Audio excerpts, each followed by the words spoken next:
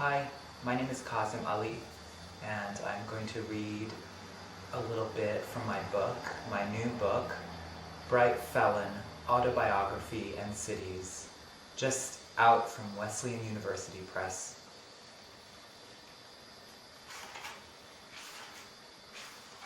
This is the first chapter, Marble Hill.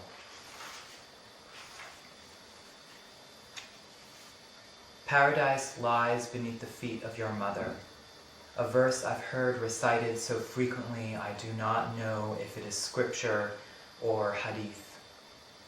Hadith, meaning traditions of the Prophet, are always accompanied by a careful oral lineage of who said what to whom, and who heard who say they heard what, usually traced back to one of the Prophet's wives who heard the Prophet say it. The veil also between what you want to see and cannot see, what you wish to have heard but did not hear. In Buto, the dancers are rendered in white smoke, ghosts traversing the stage as womb, moving so slowly you do not even know they are there.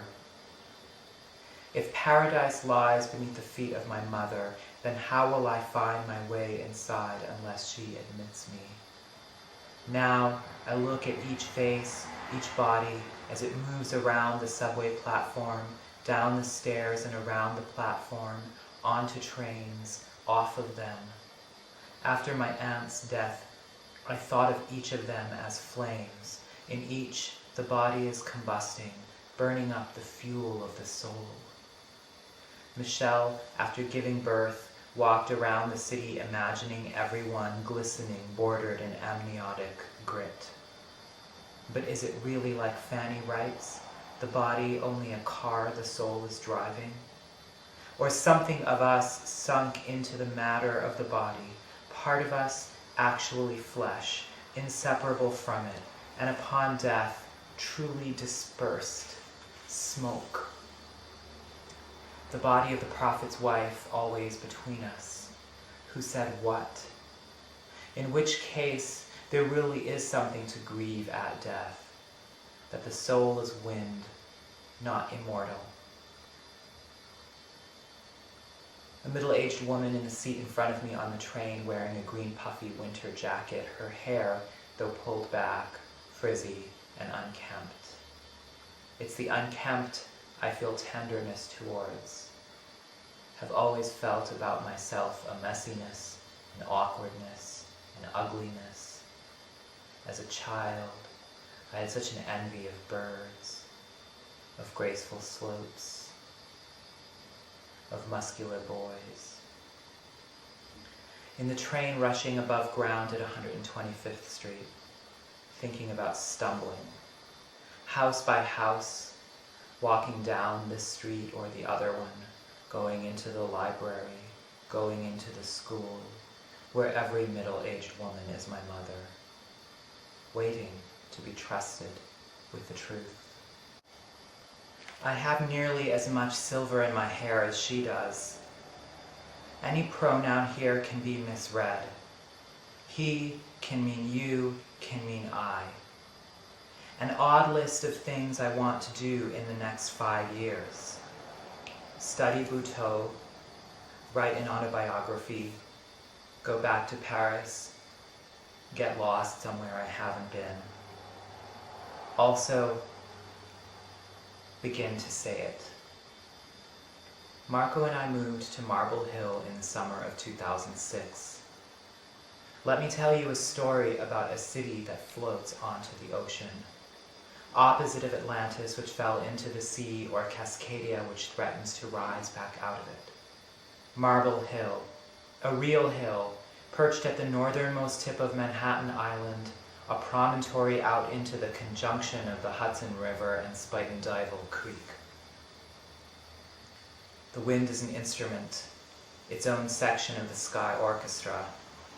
Today I read of a Turkish mullah who was canceling 800 different hadith regarding treatment of women found now, or believed at least, to be untrue. Untrue, is it?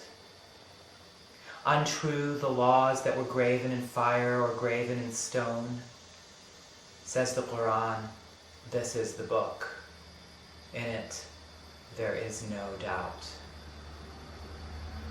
All for a belief that a human animal is a wicked one and requires a law, which requires, if not actual violence, then at least the threat of it, at least fury.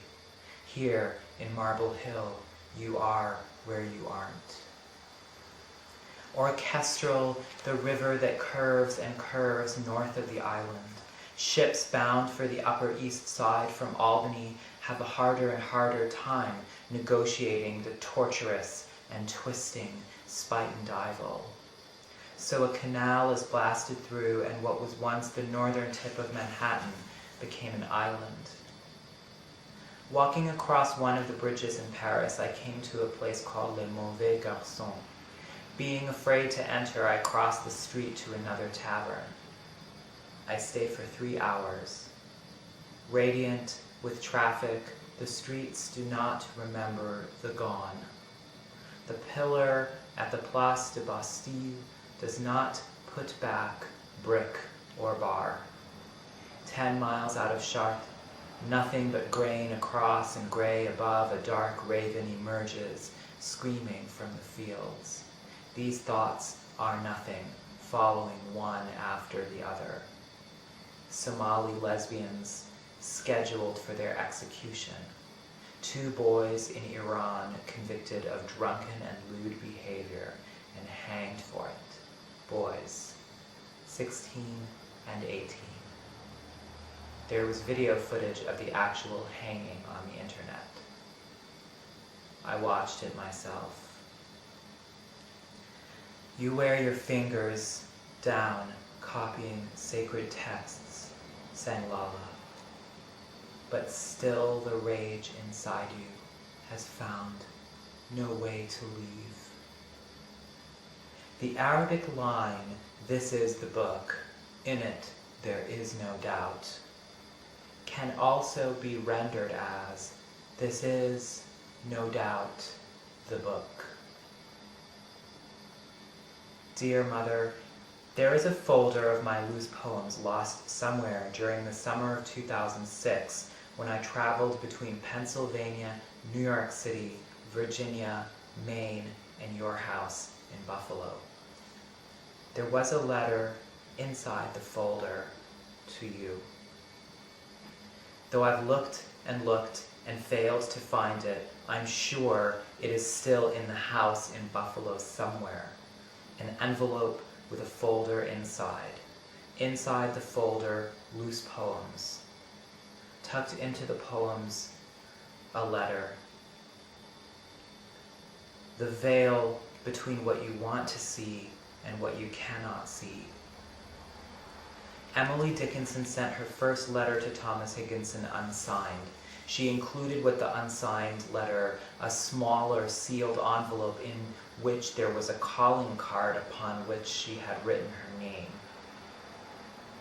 When Colin Powell spoke at the UN about the invasion of Iraq, workers were asked to hang a black drape over Picasso's Guernica, which would have otherwise been in the background, surrounding him as he spoke. There is a body and a boy between you and utterance, the boy you were who could never speak. Bright red bracelet of time. Fury is how Galway Kinnell explained Dickinson's intent in writing her poems. Poetry and fury in the time of war. Civil war for her. What is my war? Not the one you think. I won't say. Constant state, sure as the white noise on the television after the station has gone off the air. But who goes off the air anymore? And whose air? Come to Marble Hill then. Each night's sleep is pierced by someone outside gunning their car engine over and over again before driving off. A car alarm or two.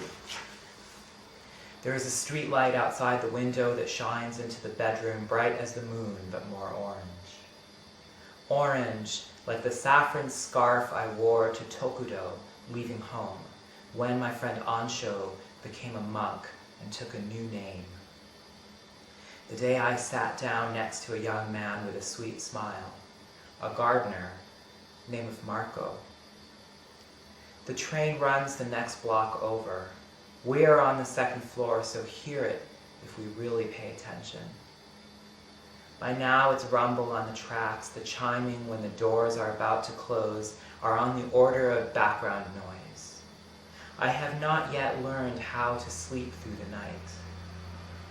Marble Hill was an island for 20 years before the Spuytenduyvil Creek, still running underground below 228th Street, was filled in and joined to the mainland.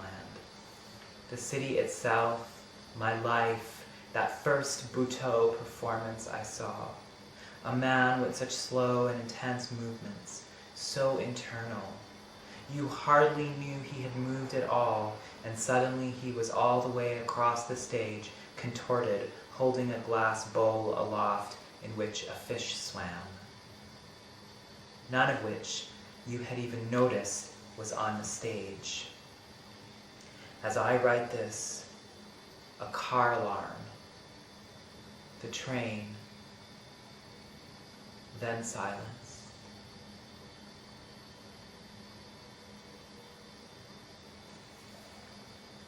That's the first chapter, Marble Hill, of my book, Bright Felon, Autobiography and Cities, just published by Wesleyan University Press. I hope you'll check it out, and I hope you'll check out my readings from some of the other chapters also. Thanks.